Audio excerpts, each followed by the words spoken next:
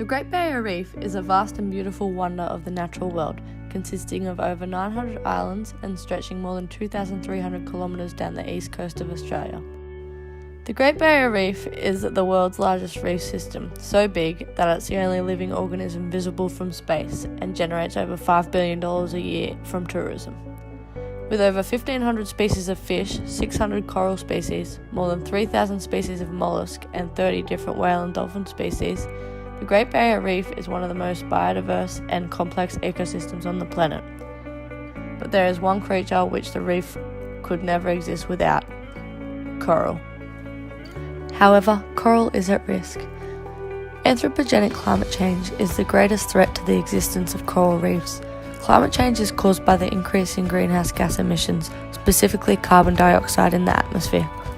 Carbon dioxide makes up over 75% of our global greenhouse gas emissions.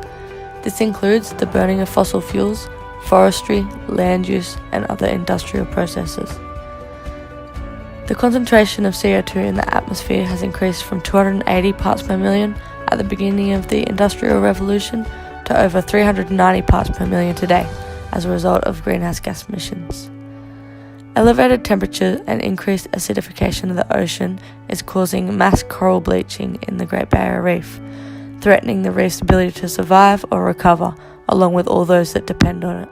Coral living in tropical reefs are extremely thermal sensitive. However, climate change is causing abnormally high sea temperature ranges, which is causing coral to bleach in the summer months. Coral bleaching is caused by the loss of coral's photosynthetic algae, known as zooxanthellae. Coral provide the zooxanthellae with the environment and compounds they need for photosynthesis, and in return, zooxanthellae provide coral with most of its energy needed and its beautiful colour. However, increased sea temperatures kill this algae, and therefore the coral dies too.